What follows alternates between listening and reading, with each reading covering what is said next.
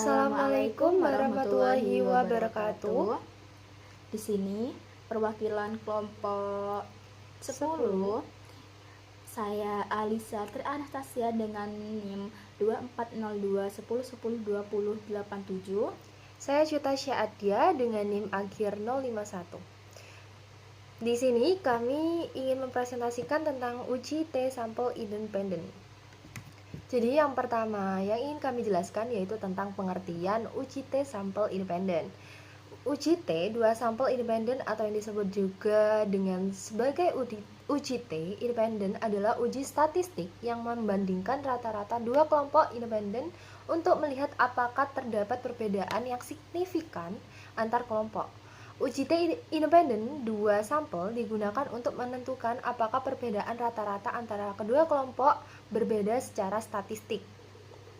Untuk uji T dua sampel independen, sampel yang digunakan dari kedua kelompok harus independen dan diambil sampelnya secara acak, kurang dari 30 sampel. Data harus bersifat numerik dan data untuk keduanya kelompok harus terdistribusi secara normal. Varians atau standar deviasi dua kelompok dapat terdiri dari dua jenis yaitu homogen atau sama atau juga bisa heterogen atau berbeda. Untuk contoh kasus pada uji T independen yaitu dosen statistik ingin mengetahui apakah ada perbedaan nilai UAS mata kuliah statistik antara kelas A dan kelas B.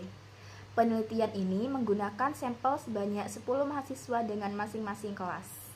Berikut data yang kita buat pada uji sampel T independen. Jadi hipotesis penelitian yang kita peroleh, H0-nya tidak ada perbedaan nilai UAS mata kuliah statistik antara kelas A dan kelas B. H1-nya ada perbedaan nilai UAS mata kuliah statistik antara kelas A dan kelas B. Lanjut kita ke hipotesis statistiknya. Ada uji dua pihak atau two tails. Yang pertama H0-nya yaitu mu E sama dengan mu B. Kemudian H1-nya mu E tidak sama dengan mu B. Untuk perhitungan manualnya yaitu X1 berada pada kelas A dan X2 berada pada kelas B. Pertama, kita mencari rata-rata X1 dengan rumus omega X1 dibagi N1 sama dengan 859 dibagi 10, hasilnya 85,9. Setelah itu, kita mencari pada X2 dengan rumus yang sama seperti sebelumnya. Setelah itu, kita menghitung X1 dikurangin rata-rata X1 pangkat 2.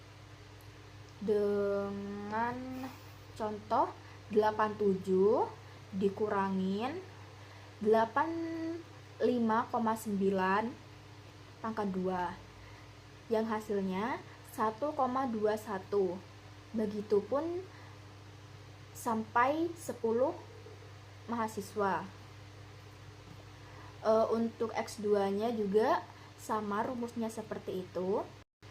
Selanjutnya kita mencari nilai varian atau S pangkat 2 dengan rumus omega X1 dikurangin X1 pangkat 2 per N1 dikurangin 1 sama dengan 154,9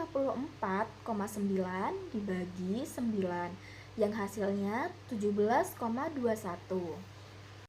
Begitu pula dengan nilai varians S2 yang hasilnya 15,38. Selanjutnya kita mencari nilai T hitung dengan rumus X1 dikurangin X2 per pangkat N1 dikurangin 1 kali S1 pangkat 2 ditambah N2 dikurangin 1 kali S2 pangkat 2 per N1 plus N2 dikurangin 2 dikali 1/N1 plus 1/N2 yang hasilnya min 3,6. Kita ke nilai T tabel. T tabel sama dengan taraf signifikansi. Alfa sama dengan 5%, dijadikan desimal jadi 0,05 karena uji dua pihak atau two tails. Maka nilai alfa per 2, tadi alfanya kan 0,05 dibagi 2, hasilnya 0,025. dB sama dengan N dikurangi 2 sama dengan 20 dikurangi 2, hasilnya 18. Sehingga T alfa, dB sama dengan T 0,015 titik koma 18, hasilnya 2,101. Kesimpulan dari perhitungan manual yaitu T hitung hasilnya min 3,6 dan T tabel hasilnya 2,101. Jadi T hitung lebih kecil daripada T tabel. Maka untuk H0-nya diterima, artinya tidak ada perbedaan nilai UAS mata kuliah statistik antara kelas A dan kelas B. Selanjutnya kita ke perhitungan SPSS. Yang pertama, pada variabel view di bagian name, ketik nilai dan kelas. Selanjutnya, pada label 1, ketik nilai UAS statistik dan pada label 2, kita ketik kelas. Kemudian pada bagian finish, untuk kolom kedua, klik lalu muncul kotak. Lalu pada bagian value, ketik angka 1 dan pada bagian label ketik kelas A, lakukan sebanyak 2 kali dengan angka 2 dan label kelas B dan tekan add, setelah itu klik OK. Selanjutnya, klik data view, input data dari Excel ke program SPSS. Kemudian input seperti langkah di bawah ini ya. Selanjutnya, klik analisis, lalu klik compare means. Setelah itu, klik independent sample t-test dan kemudian muncul kotak dialog seperti gambar tersebut. Pada nilai UAS statistik, input pada sebelah kanan tes variabel. Pada bagian kelas klik dan masukkan pada grouping variable. Selanjutnya klik define groups. Pada grup 1 ketik 1 dan grup 2 ketik 2 dan klik continue, lalu kita klik OK. Jadi seperti ini ya teman-teman. Jadi hasilnya ada pada independent sample test. Baik, itu penjelasan tentang uji T independen dari kami. Sekian, wassalamualaikum warahmatullahi wabarakatuh. Assalamualaikum warahmatullahi wabarakatuh. Di sini saya perwakilan dari kelompok 10 akan menjelaskan materi tentang uji T korelasi dan kota kelompok saya yaitu ini. Baik, yang pertama yaitu ada pengertian dari uji T korelasi. Uji T korelasi adalah metode statistik yang digunakan untuk menganalisis dua kelompok sampel yang saling terkait. Biasanya ketika satu individu mengalami dua perlakuan berbeda. Data yang diambil tidak independen seperti dalam penelitian yang membandingkan pengukuran sebelum dan sesudah perlakuan. Prosesnya dimulai dengan menetapkan hipotesis nol dan alternatif, kemudian mengumpulkan data dari dua perlakuan. Selisih antara pengukuran dihitung, diikuti dengan perhitungan rata-rata dan deviasi standar dari selisih tersebut. Nilai T dihitung dan dibandingkan dengan nilai T tabel untuk menentukan apakah hipotesis nol dapat ditolak. Selanjutnya yaitu ada contoh kasus. Contoh kasusnya ada sebanyak 10 siswa yang setara kemampuannya melakukan penilaian dengan menggunakan metode penilaian UAS dan juga penilaian UTS. Data yang diperoleh yaitu ada siswa A nilai UTS 80 dan nilai UAS-nya 83. Siswa B dengan nilai UTS 85, nilai UAS 86. Siswa C 87 dan nilai UASnya 84. Kemudian ada siswa D dengan nilai 81, nilai UASnya 84. Ada siswa E dengan nilai UTS 82 dan nilai UASnya 88. Dan seterusnya bisa dilihat di materi PPT yang sudah dijabarkan. Kemudian ada hipotesis penelitiannya, yaitu H0 tidak ada hubungan yang signifikan antara nilai UTS dan nilai UAS siswa. H1 ada hubungan yang signifikan antara nilai UTS dan nilai UAS siswa. Kemudian untuk hipotesis statistiknya yaitu H0 mu1 mu2 sama dengan 0 atau mu1 sama dengan mu2. H1 mu1 mu2 atau mu1 tidak sama dengan mu2.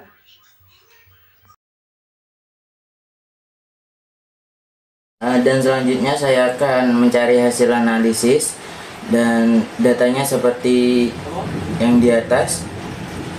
Dan untuk langkah-langkahnya itu, yang pertama, buatlah data pada variabel view seperti pada gambar.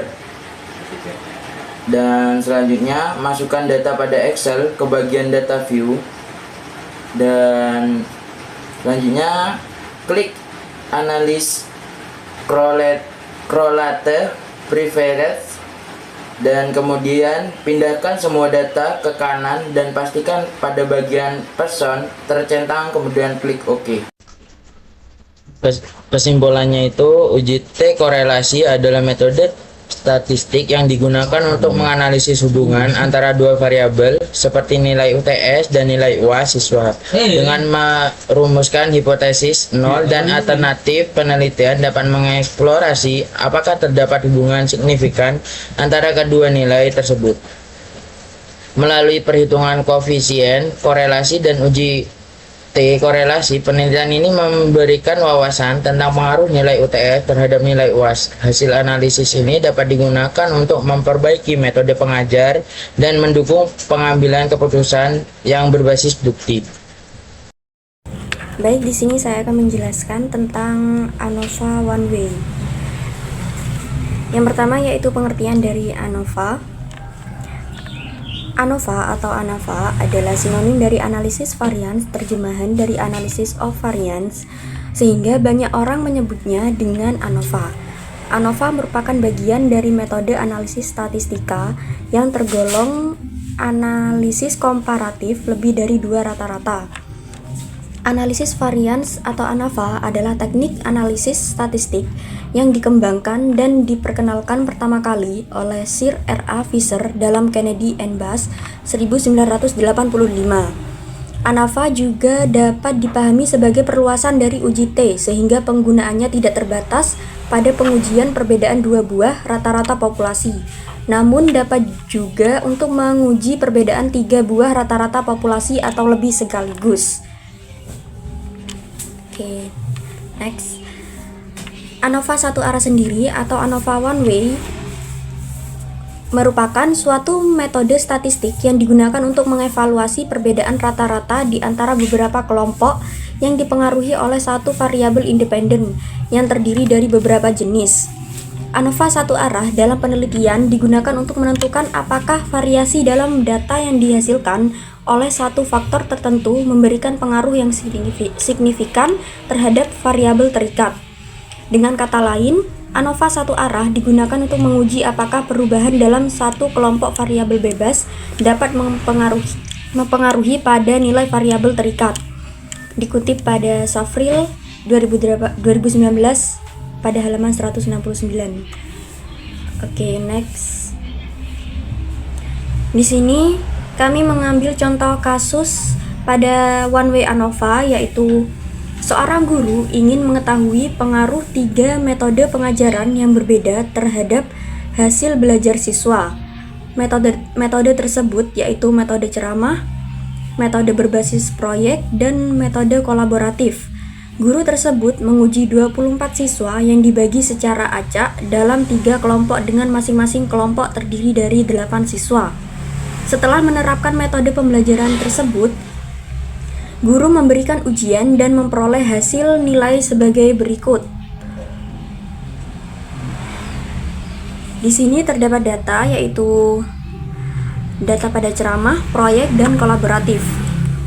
Data pada ceramah diperoleh hasil 79, 80, 84, 78, dan 85. Pada proyek yaitu 80, 94, 83, 81, dan 79. Pada kolaboratif yaitu 85, 81, 82, 90, dan 86. Next. Hipotesis penelitiannya yaitu H0 tidak ada perbedaan rata-rata minat antara ketiga metode. Dan H1 ada setidaknya satu perbedaan rata-rata minat antara ketiga metode. Hipotesis statistiknya yaitu H0 sama dengan mu1 sama dengan mu2 sama dengan mu3, dan H1 sama dengan mu1 tidak sama dengan mu2 dan tidak sama dengan mu3. Baik, di sini sudah terdapat hasil penilaian dari SPSS sebagai berikut. Oke, lanjut, yaitu perhitungan manual. Di sini yang pertama yaitu menghitung SS atau jumlah kuadrat atau JK. Yang pertama C sama dengan dari SPSS sebagai berikut. Oke, lanjut, yaitu perhitungan manual. Di sini yang pertama yaitu menghitung SS atau jumlah kuadrat atau JK. Yang pertama C sama dengan sigma XT dikuadratkan per NT sama dengan 1247 pangkat 2 per 15 sama dengan 103.667,27. Yang kedua yaitu SST sama dengan sigma XT kuadrat dikurangi dengan C, yaitu 100.103.939 dikurangi 103.667,27 dan diperoleh hasil yaitu 271,73. Ya, yang ketiga yaitu mencari SSB. Sigma X1 pangkat 2 per N1 ditambah sigma X2 dikuadratkan per N2 ditambah sigma X3 dikuadratkan per N3 dikurangi dengan C sama dengan 406 pangkat 2 per 5 ditambah 409 pangkat 2 per 5 ditambah dengan 432 pangkat 2 per 5 dikurangi dengan 103.667,27 sama dengan 32.967,2 ditambah 33.456,2 ditambah dengan 37.967,2 dikurangi dengan 103.667,27 sehingga diperoleh hasil yaitu 80,93. Dan yang keempat yaitu mencari SSW sama dengan SST dikurangi dengan SSB, yaitu 271,73 dikurangi dengan 80,93 sehingga diperoleh hasil 190,8. Oke, next. Selanjutnya yaitu menghitung degree of freedom atau DF. Yang pertama DFT sama dengan N-1 yaitu 15 dikurangi 1 sama dengan 14. Dan yang kedua DFB sama dengan K dikurangi 1 yaitu 3-1 sama dengan 2. Dan yang ketiga DFW sama dengan DFT dikurangi dengan DFB yaitu 14 dikurangi 2 sama dengan 12. Oke, next. Selanjutnya menghitung MS. Yang pertama MSB yaitu SSB dikurangi SSB dibagi dengan DTB sama dengan 80,93 dibagi dengan 2 diperoleh hasil 40,47. Selanjutnya yaitu MSW sama dengan SSW dibagi dengan DTW sama dengan 190,8 dibagi 12 yaitu diperoleh hasil 15,9. Dan yang terakhir yaitu menghitung F sama dengan MSB dibagi dengan MSW sama dengan 40,47 dibagi dengan 15,9 sama dengan 2,545. Baik, sekian presentasi dari ANOVA 1 jalur. Terima kasih. Assalamualaikum warahmatullahi wabarakatuh. Perkenalkan, saya perwakilan dari kelompok 10 akan menjelaskan materi yang berjudul ANOVA 2 Way dengan anggota kelompok saya sebagai berikut. Di mana pengertian dari ANOVA 2 Way yaitu pengujian ANOVA yang didasarkan pada pengamatan 2 kriteria. Dalam setiap kriteria pengujian ANOVA mempunyai level. Dan tujuan dari pengujian ANOVA 2 arah ini yaitu untuk mengetahui apakah ada pengaruh dan berbagai kriteria yang diuji terhadap hasil yang diinginkan. Pengujian ANOVA 2 arah mempunyai beberapa asumsi, yaitu 1. Populasi yang diuji berdistribusi normal. 2. Varian atau ragam dan populasi yang diuji sama. 3. Sampel tidak berhubungan satu dengan yang lain.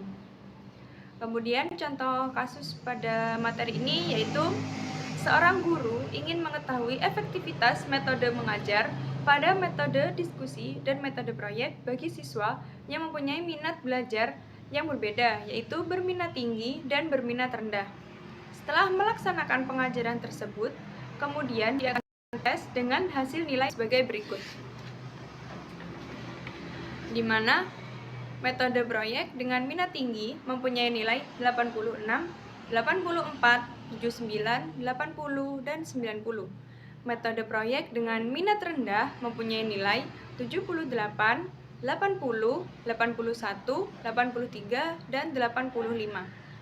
Kemudian dari metode diskusi pada minat tinggi mempunyai nilai 94, 90, 85, 87, dan 83. Pada minat rendah mempunyai nilai 88, 84, 80, 82, dan 86. Kemudian ada hipotesis penelitian, yaitu di mana hipotesis pada faktor metode. H0A, tidak ada perbedaan rata-rata minat antara metode proyek dan metode diskusi. H1A, ada perbedaan rata-rata minat antara metode proyek dan metode diskusi. Kemudian pada hipotesis untuk faktor tingkat minat ada H0B, tidak ada perbedaan rata-rata minat antara tingkat tinggi dan tingkat rendah. Kemudian H1B, ada perbedaan rata-rata minat antara tingkat tinggi dan tingkat rendah. Kemudian ada hipotesis interaksi yang dimana H0AB tidak ada interaksi antara metode dan tingkat minat terhadap rata-rata minat. Dan ada H1AB, ada interaksi antara metode dan tingkat minat terhadap rata-rata minat. Untuk hipotesis statistik yaitu untuk faktor metode ada H0A sama dengan μ1 sama dengan μ2. H1A, μ1 tidak sama dengan μ2. Untuk faktor tingkat minat yaitu H0B. Baik, selanjutnya perhitungan manual ANOVA 2 jalur. Di sini untuk SS atau jumlah kuadrat JK, C sama dengan sigma XT kuadrat per NT sama dengan 1665 kuadrat per 20 sama dengan 141.961,25. Untuk SST sama dengan sigma XT kuadrat kurangi C sama dengan 142.291 dikurangi 1041 141.961,25 sama dengan 329,75. Untuk SSB 419 kuadrat per 5 ditambah 407 kuadrat per 5 ditambah 439 kuadrat per 5 ditambah 420 kuadrat per 5 dikurangi 141.961,25 sama dengan 104,95. Untuk SSW sama dengan SST dikurangi SSB sama dengan 329,75 dikurangi 104,95 sama dengan 224,8. Selanjutnya SSC sama dengan 858 kuadrat per 10 ditambah 827 kuadrat per 10 dikurangi 141.961,25 sama dengan 48,05. Untuk SSR sama dengan 826 kuadrat per 10 ditambah 859 kuadrat per 10 dikurangi 141.961,25 sama dengan 142.015,7 dikurangi 141.961,25 sama dengan 54,45. Untuk SSINT sama dengan SSB dikurangi dalam kurung SSC ditambah SSR tutup kurung sama dengan 104,95 dikurangi dalam kurung 48,05 ditambah 54,45 sama dengan 2,45. Selanjutnya menghitung DF atau derajat kebebasan DK. Pertama, DFT sama dengan N kurangi 1 sama dengan 20 kurangi 1 sama dengan 19. DFW sama dengan N kurangi G sama dengan 20 kurangi 4 sama dengan 16. DFB sama dengan G kurangi 1 sama dengan 4 kurangi 1 sama dengan 3. DFC sama dengan C kurangi 1 sama dengan 2 kurangi 1 sama dengan 1.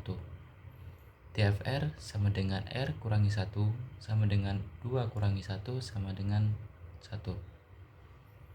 DFINT sama dengan dalam kurung C kurangi 1 tutup kurung dalam kurung R kurangi 1 tutup kurung sama dengan 2 kurangi 1 tutup kurung di dalam kurung tutup dalam kurung 2 kurangi 1 tutup kurung sama dengan 1. Selanjutnya menghitung MS. MSB sama dengan SSB per DFB sama dengan 104,95 per 3 sama dengan 34,9833. MSW sama dengan SSW per DFW sama dengan 224,8 per 16 sama dengan 14,05. MSC sama dengan SSC per DFC sama dengan 48,05 per 1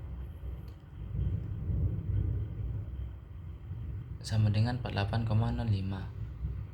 MSR sama dengan SSR per DFR sama dengan 54,45 per 1 sama dengan 54,45. MSINT sama dengan SSINT per DFINT sama dengan 2,45 per 1 sama dengan 2,45. Untuk menghitung F, yang pertama FB sama dengan F antara kelompok sama dengan MSB per MSW sama dengan 2,34,98333 per 14,05 sama dengan 2,489916,963. Untuk FC sama dengan F antara kolom sama dengan MSC per MSC sama dengan 48,05 per 14,05 sama dengan 3,313593.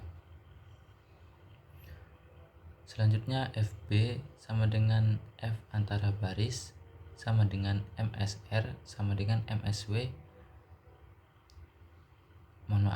MSR per MSW sama dengan 54,45 per 14,05 sama dengan 3,875448. FCR sama dengan FI traksi sama dengan MSINT per MSW sama dengan 2,45 per 14,05 sama dengan 0,174377722.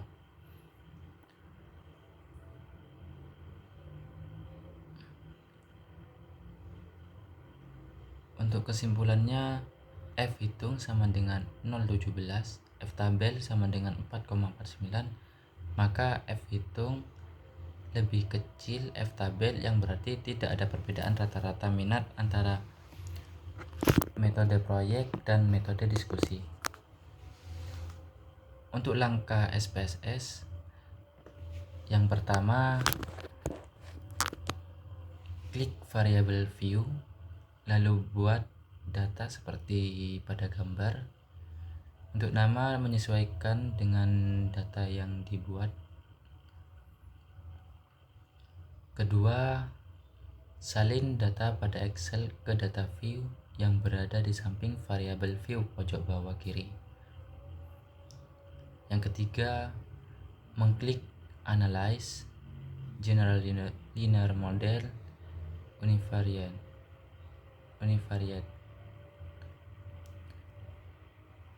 Yang keempat, pindah data metode dan nilai seperti gambar di atas, lalu klik Save. Yang kelima, beri centang pada bagian standar result, kemudian klik Continue.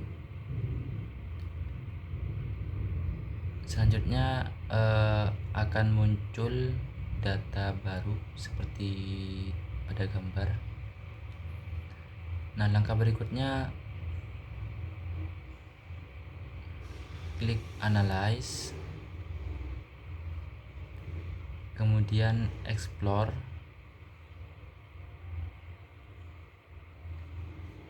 seperti pada gambar,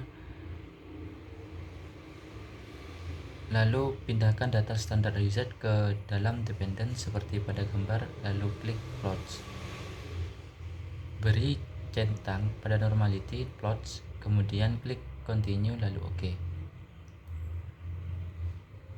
Untuk langkah selanjutnya bisa mengulang pada langkah yang awal,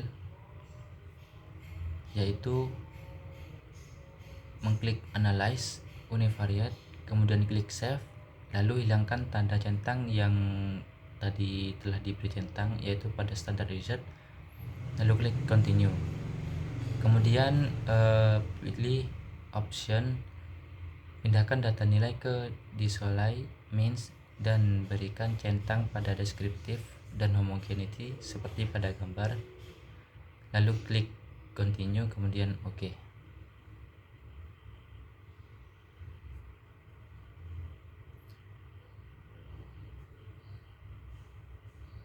Sekian untuk perhitungan manual dan SPSS-nya.